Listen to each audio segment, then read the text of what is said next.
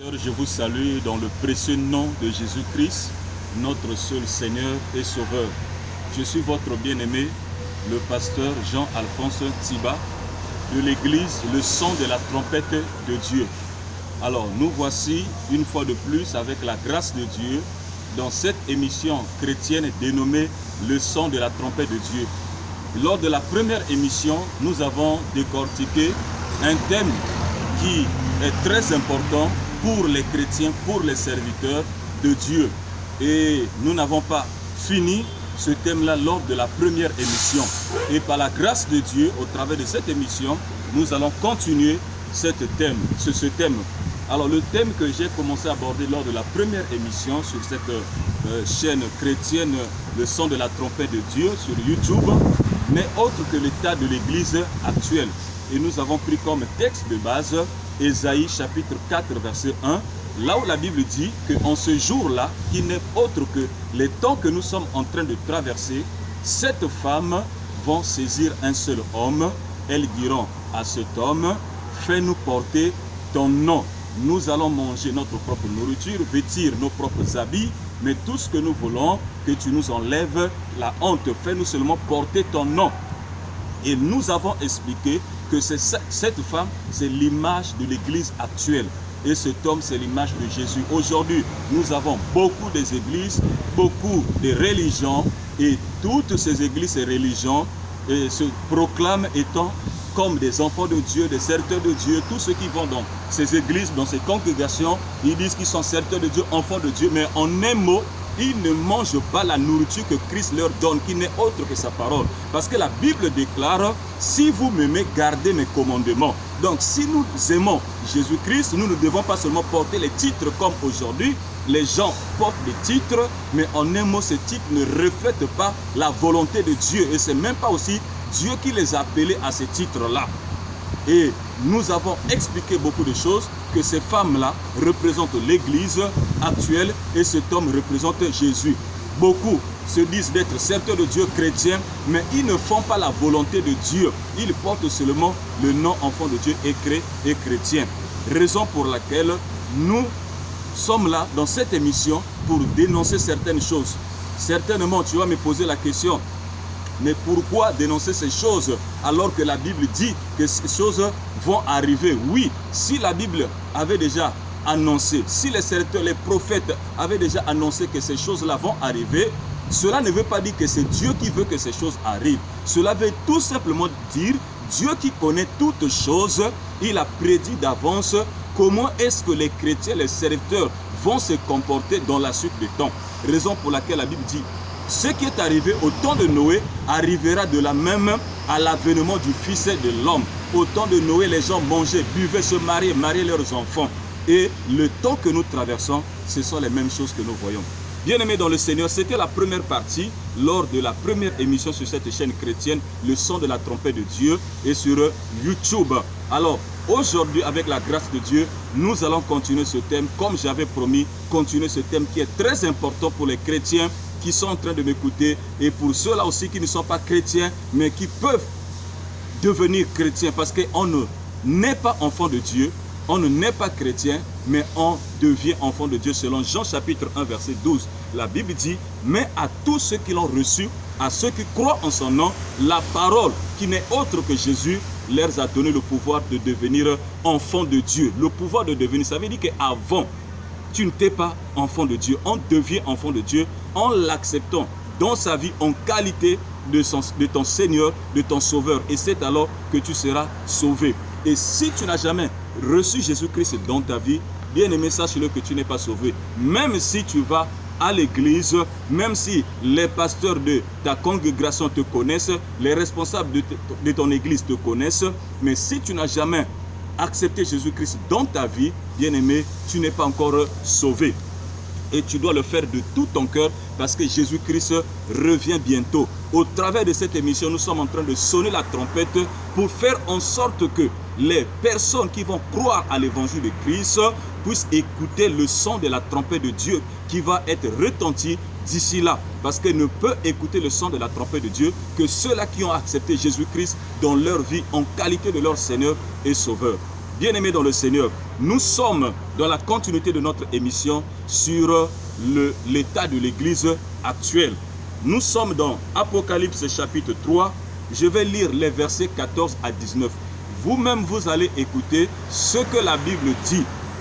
Apocalypse chapitre 3, versets 14 à 19. Je lis au nom de Jésus-Christ. Écrit à l'ange de l'église de Laodicée. Voici ce que dit l'Amen, le témoin fidèle et véritable, l'auteur de la création de Dieu. Je connais tes œuvres. La Bible dit, je connais tes œuvres.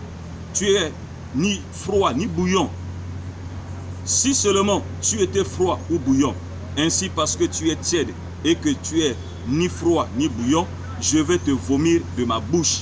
Parce que tu dis, je suis riche, je me suis enrichi et je n'ai besoin de rien.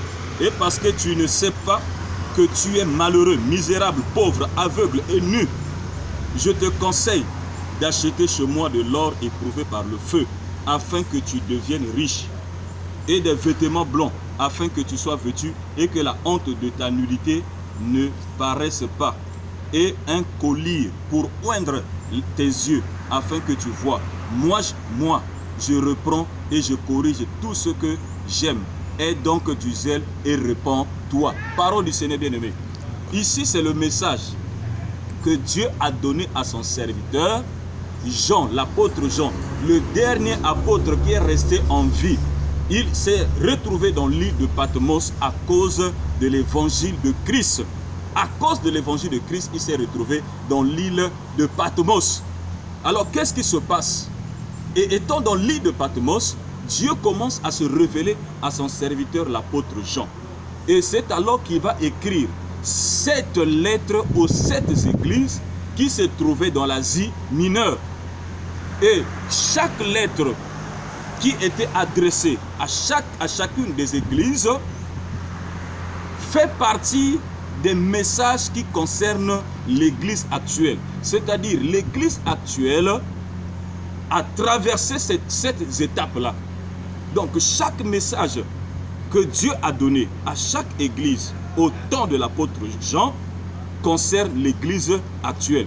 Et nous sommes à la dernière phase des 7 messages que Jean avait reçus de la part de Dieu afin de transmettre aux 7 églises qui existaient en son temps. J'ai dit, ces 7 messages concernent l'église actuelle. Nous voyons ces choses dans l'église actuelle. Et le message adressé à l'église de Laodicée, c'est-à-dire l'église au temps de la fin, les moments que nous traversons, ce qui se passait dans l'église de Laodicée autrefois, c'est ce qui se passe maintenant dans les églises. Qu'est-ce qui se passe, bien-aimé?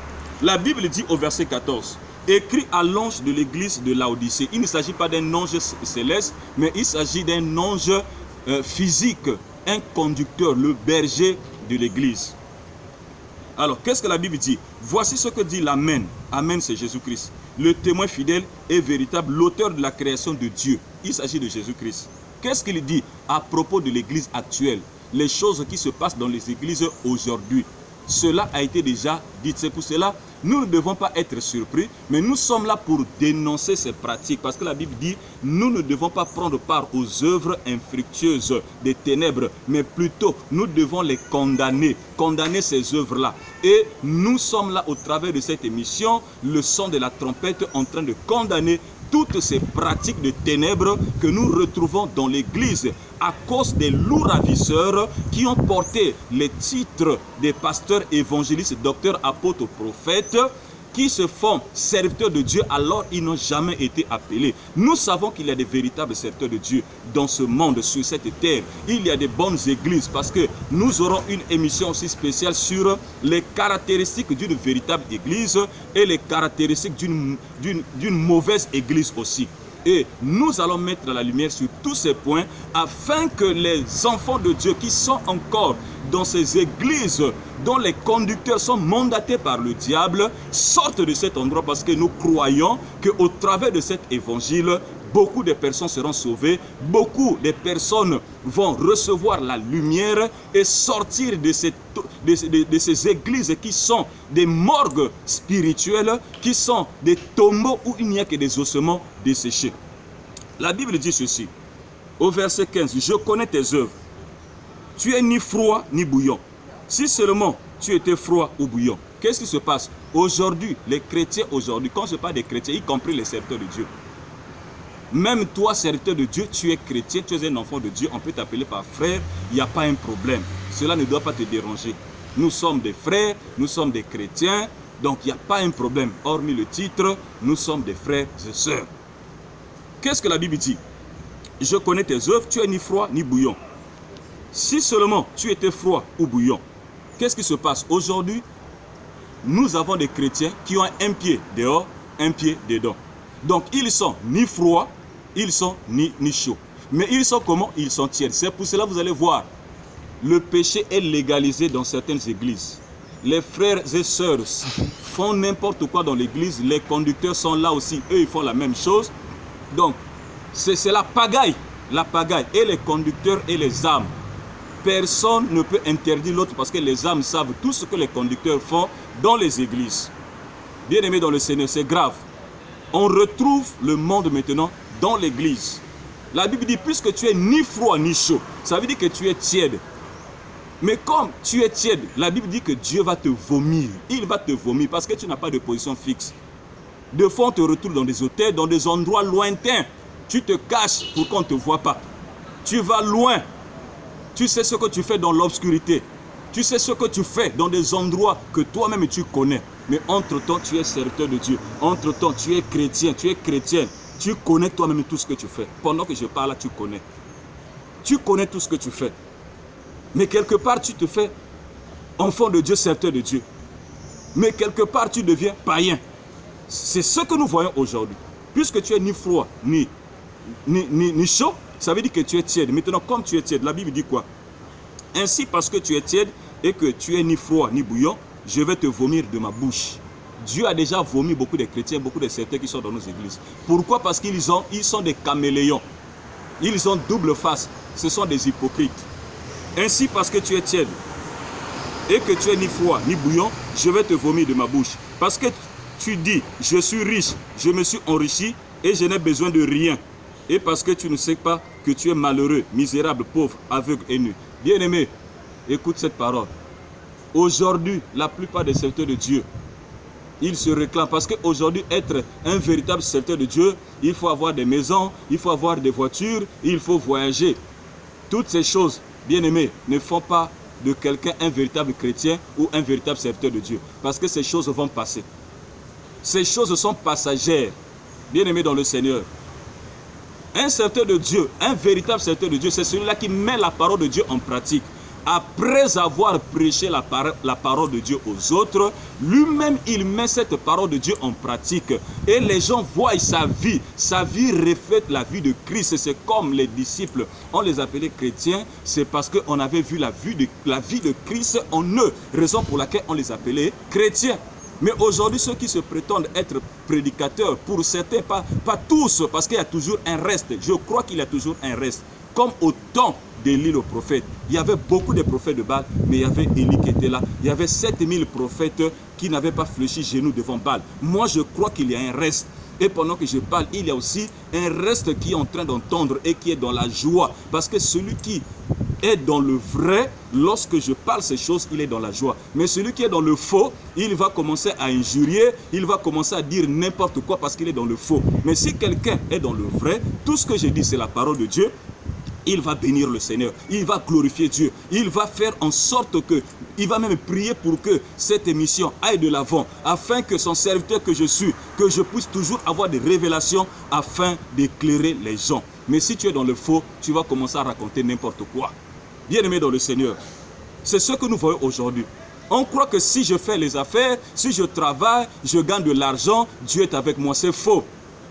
C'est faux, tu peux être avec Dieu et faire certaines choses ne pas marcher. Je vous ai dit, l'apôtre Jean s'est retrouvé dans l'île de Patmos. Pas parce qu'il avait volé, pas parce qu'il avait commis un péché, mais c'était à cause de l'évangile. Parce qu'aujourd'hui, il y a un faux évangile qui fait croire aux gens que si tu souffres, ça veut dire que Dieu n'est pas avec toi. C'est faux.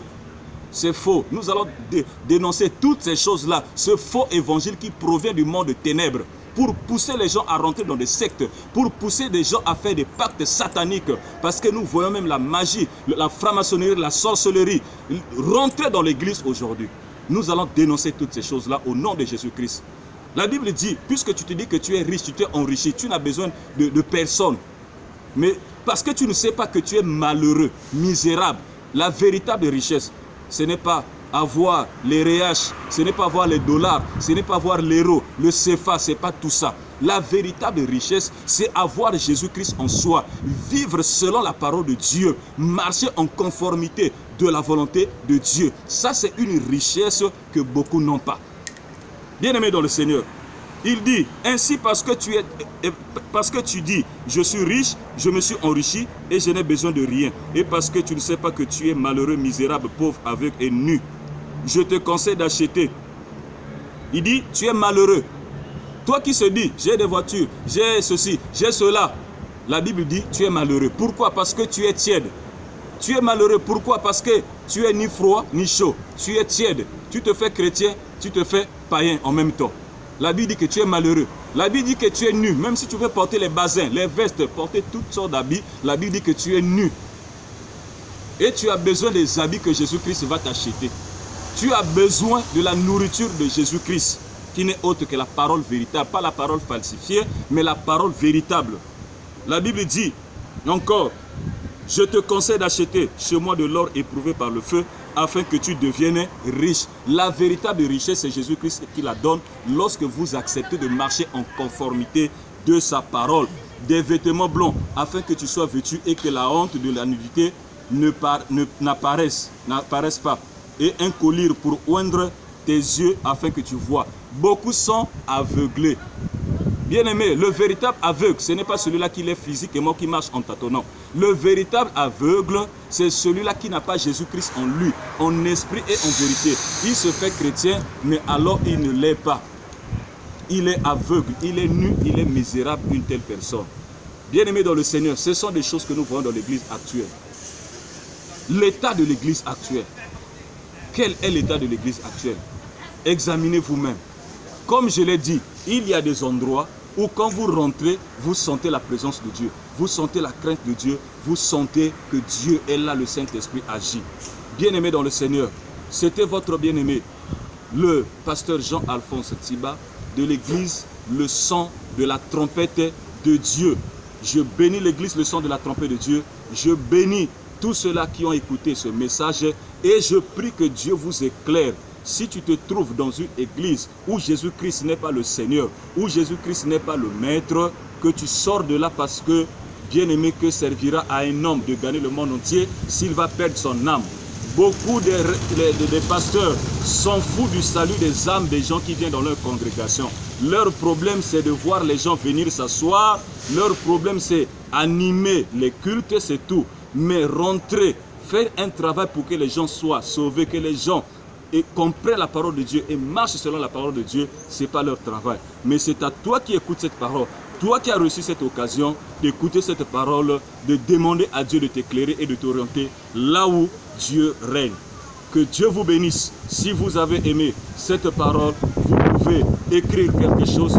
Vous pouvez aussi liker et s'abonner à cette chaîne afin que l'honneur et la gloire reviennent à notre Seigneur Jésus-Christ. Que Dieu vous bénisse. Shalom, shalom, shalom.